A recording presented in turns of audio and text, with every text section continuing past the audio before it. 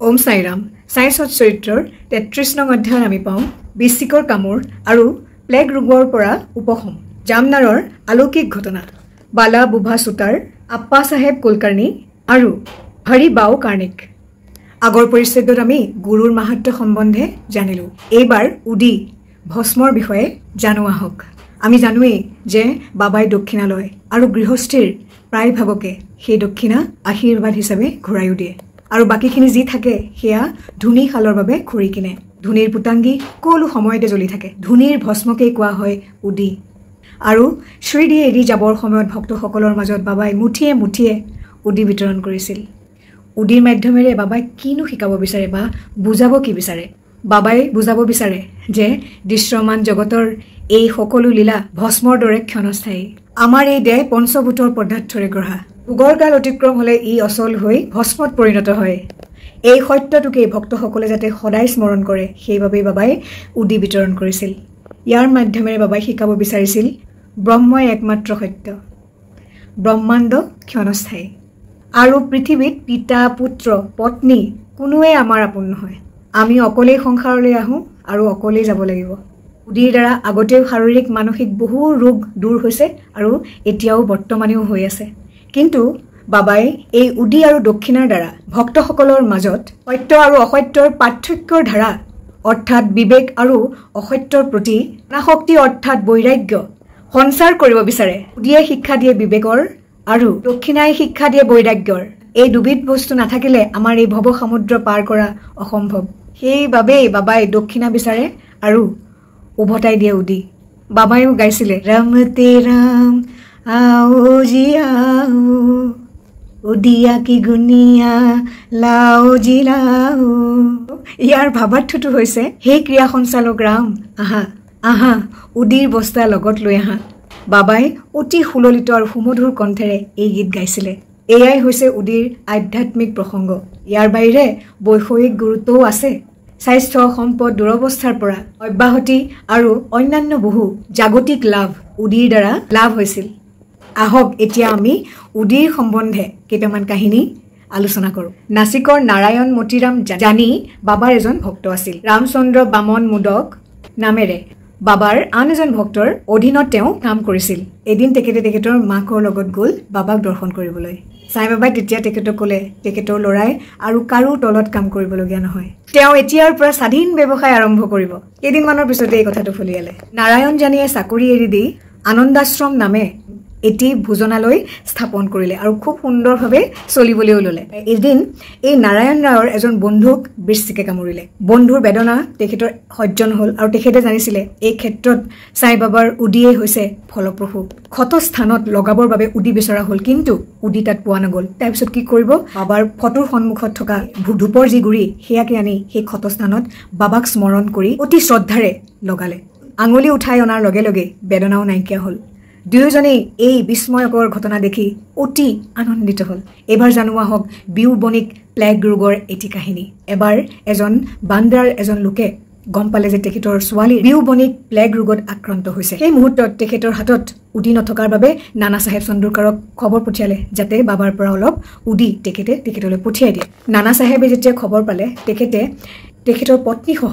থানা ৰেল ষ্টেচনৰ ওপৰৰ এটা ৰাস্তাৰে কল্যাণৰ বাটেদি ৰাওনা হৈছিল তেওঁৰ লগতো তেতিয়া উদি নাছিলে তেখেতে ৰাস্তাৰ পৰাই অলপ মাটি তুলি আনি সেয়া মাটি উদি বুলি গণ্য কৰি বাবাক ধ্যান কৰি যেন সেই ছোৱালীজনীৰ কপালতেই যেন সেই উদি লগাই দিছে সেই বুলি তেখেতে ভাবি নিজৰ পত্নীৰ কপালতে মাটিখিনি লেপি দিলে আৰু 3 দিনৰ পিছত তেখেতে গম পালে যে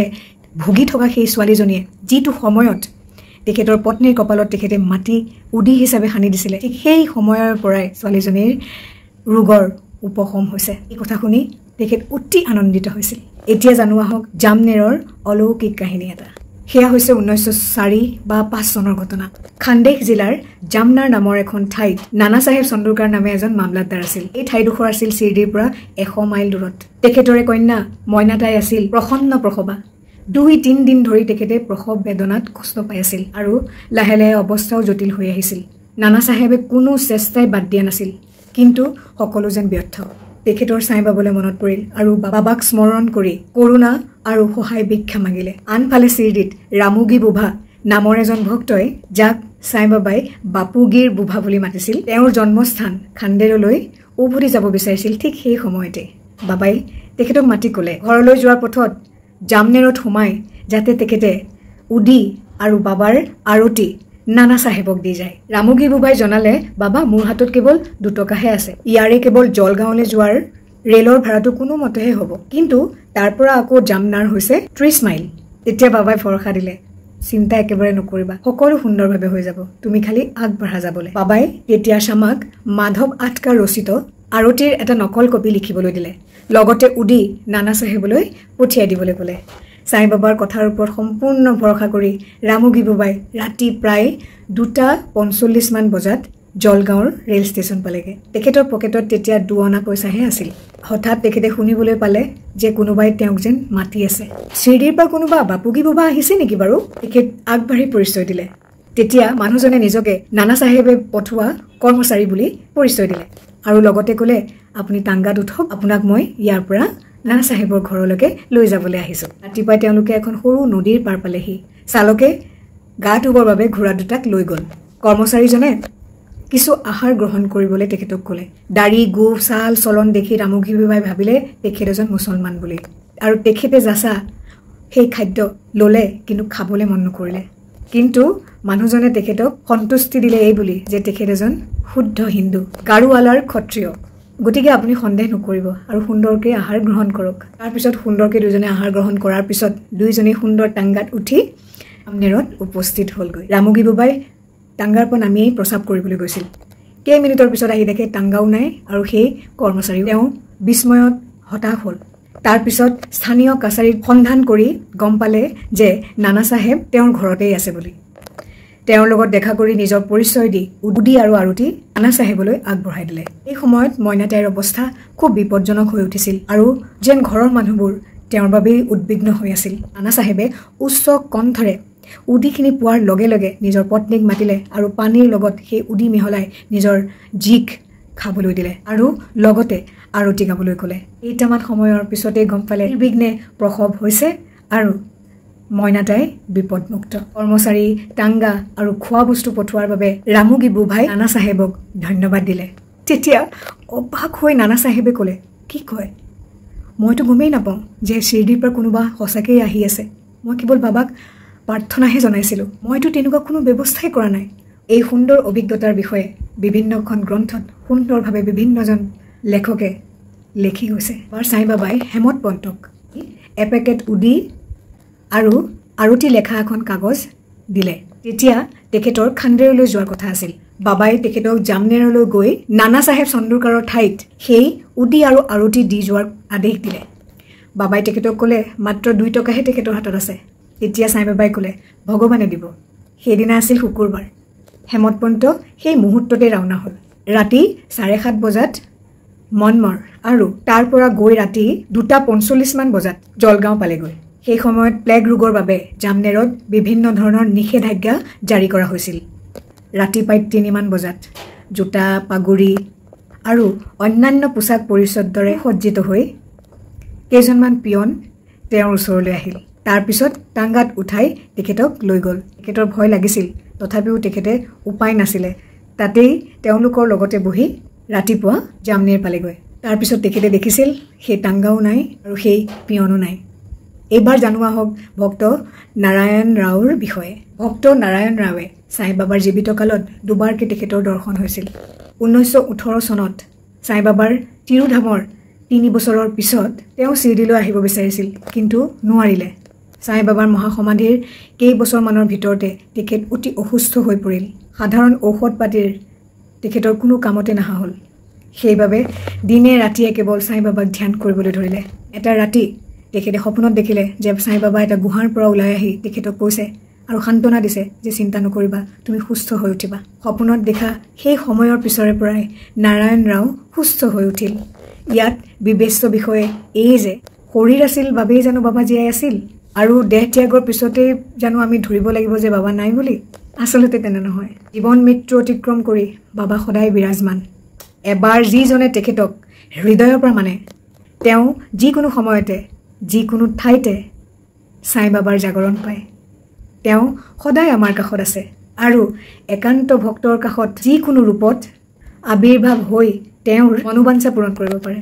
আহক এতিয়া আমি জানো আপ্পা চাহেব কুলকাৰ্ণীৰ বিষয়ে।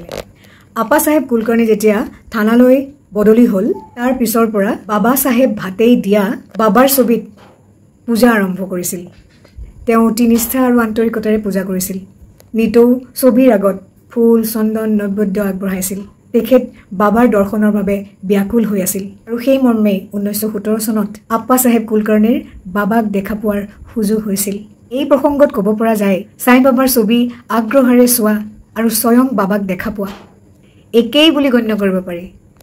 আৰু এটা কাহিনী ইয়াতে ব্যক্ত কৰিব পাৰি আৰু সেই কাহিনী হৈছে বালা বুভা চুতাৰৰ। ঠিক 1917 চনতেই প্ৰথমবাৰৰ বাবে সাই বাবাক দৰ্শন কৰিবৰ বাবে আহিছিল বম্বেৰ বালা বুভা চুতাৰ। তেখেতৰ দয়া ভক্তি আজনৰ গুণাৱলীৰ বাবে এই কালৰ তেখেতক টুকাৰাম নাম দিয়া হৈছিল। যেতিয়া তেওঁ বাবাৰ সন্মুখত উপস্থিত হ'ল এতিয়া বাবাই ক'লে এখেতক মই 4 বছৰ ধৰি জানো। বালা বুবাই আচৰিত হৈ ভাবিবলৈ ধৰিলে কেনেকৈ সেয়া সম্ভৱ, কাৰণ তেখেত চিৰিলৈ প্ৰথমবাৰৰ বাবে আহিছে। তাৰপিছত বহু সময় চিন্তা কৰি তেওঁ মনলৈ আহিল 4 বছৰ আগতে বম্বেত সাই বাবাৰ এখন ছবিৰ আগত তেখেতে প্ৰণাম জনাইছিল। বাবাৰ কথাৰ তাৎপৰ্য তেখেতে ভালদৰে উপলব্ধি কৰিছিল আৰু মনে মনে ক'লে সাধুসকলৰ জ্ঞান আৰু অস্তিত্ব বিপুল আৰু সৰ্বব্যাপী। ভকতসকলৰ প্ৰতি তেওঁলোকৰ যে কিমান অসীম দয়া। উপযুক্ত মুহূৰ্তত আজি তেওঁ জনায়ো দিলে যে বাবাৰ ছবি চোৱা যি বাবাক সাক্ষাতে চোৱাও একেই কথা। এতিয়া আপ্পা চাহেবৰ কাহিনীলৈ পুনৰ অহা যাওক। তেখেত যেতিয়া থানাত আছিলে তেওঁৰ ভিভান্দিলৈ কৰ্মসূত্ৰে যাবলগীয়া হৈছিল আৰু এসপ্তাহৰ আগতে উভতাৰ সম্ভাৱনাও নাছিল। তেওঁৰ অনুপস্থিতিত এটা ঘটনা ঘটিছিল। দুপৰীয়া এজন ফকীৰ আহি আপ্পা চাহেবৰ ঘৰত উপস্থিত হ'ল। শ্ৰীমতী কুলকাৰ্ণী আৰু তেখেতৰ ল'ৰা ছোৱালীয়ে তেখেতক সুধিলে তেখেত কি শিৰডিৰ সাই বাবা নেকি? তেখেতে ক'লে নহয়, কিন্তু জনালে যে তেওঁ এজন সাই বাবাৰ অনুগত ভৃত আৰু সাই বাবাৰ আদেশতেই পৰিয়ালৰ সকলোৰে কুশল বাৰ্তা ল'বলৈ আহিছে। তাৰপিছত তেখেতে দক্ষিণা বিচাৰিলে। মহিলাগৰাকীয়ে তেওঁক 1 টকা এটা দিলে। তেখেতে উদিৰ এটা সৰু পেকেট দি পেলাই বাবাৰ ফটোৰ সন্মুখত থৈ পূজা কৰিবলৈ ক'লে। তাৰপিছত তেওঁ বিদায় লৈ গুচি গ'ল। এইবাৰ শুনক বাবাৰ অতি আচৰিত লীলা কাহিনী। ভিভান্দিত যে ঘোঁৰা অসুস্থ হৈ পৰিল আপ্পা চাহেব পৰিদৰ্শনৰ কামত অগ্ৰসৰ হ'ব নোৱাৰিলে। তেওঁ সেইদিনাই আবেলি ঘৰলৈ উভতি আহিল আৰু অহাৰ লগে লগে পত্নীৰ পৰা সেই ফকীৰৰ আগমনৰ বাতৰি পালে। তেখেত মৰ্মাহত হ'ল যে তেখেতৰ পত্নীয়ে সেই ফকীৰক মাত্ৰ 1 টকা দিছে। তেখেতে ক'লে যদি মই থাকিলোহেঁতেন মই 10 টকা দিলোহেঁতেন তেখেতক। এই বুলি তেখেতে কৈ খোৱা বোৱা নকৰাকেই ফকীৰক বিচাৰি মছজিদ আৰু বিভিন্ন ঠাইলৈ গ'ল। সকলো চেষ্টাই ব্যৰ্থ হ'ল। ঘৰলৈ ঘূৰি আহি খোৱা বোৱা কৰিলে। আপোনালোকৰ নিশ্চয় মনত আছে 32 নং অধ্যায়ত কোৱা হৈছে উদং পেটে ভগৱানৰ সন্ধান কৰা উচিত নহয়। আৰু আপ্পা চাহেবে সেই শিক্ষাই যেন ইয়াত পালে। খাই বৈ লৈ তেখেতে যেতিয়া আকৌ নিজৰ বন্ধু শ্ৰীচিত্ৰৰ লগত ওলাই আহিল দেখিলে এজন মানুহ খৰখেদাকৈ তেখেতৰ ফালে আগুৱাই আহিছে। তেখেতে ভাবিলে হয়তো এইজনেই সেই ফকীৰজন। ফকীৰ আহি হাত পাতিলে তেখেতৰ ওচৰত দক্ষিণাৰ বাবে। আপ্পা চাহেবে 1 টকা দিলে। ফকীৰে বাৰে বাৰে দাবী কৰাত আকৌ 2 টকা দিলে। তাতো যেতিয়া সন্তুষ্ট নহ'ল তেতিয়া তেখেতৰ বন্ধুৰ পৰা 3 টকা ধাৰে লৈ ফকীৰক দিলে। ফকীৰে আকৌ বিচাৰিলে। তেতিয়া আপ্পা চাহেবে ফকীৰক তেখেতৰ লগত ঘৰলৈ আহিবলৈ আহ্বান জনালে। ঘৰলৈ আহি ফকীৰক আৰু 3 টকা দিয়া হ'ল। সব মিলি 9 টকা হ'ল। ফকীৰ ইমানতো সন্তুষ্ট দেখা নগ'ল। তেখেতে আকৌ দাবী কৰিলে। আপ্পা চাহেবে ক'লে এখন 10 টকীয়া নোট আছে। ফকীৰে তেতিয়া সেই 10 টকীয়া নোটখন লৈ সেই খুচুৰা 9 পইচা আপ্পা চাহেবক ঘূৰাই দিলে। এই 9 সংখ্যাটো কিন্তু তাৎপৰ্যপূৰ্ণ। ইয়াত 9 বিধ ভক্তি সূচিত হয়। 21 নং অধ্যায়ত আমি পাই আহিছোঁ। আপ্পা চাহেবে ফকীৰে দিয়া সেই উদিৰ পেকেটটো খুলি দেখা পালে তাতে আছে অক্ষত চাউল লগতে অলপ ফুল আৰু পাত। তাৰপিছত শিৰডিলৈ গৈ তেখেতে বাবাৰ এডাল কেশ ল'লে।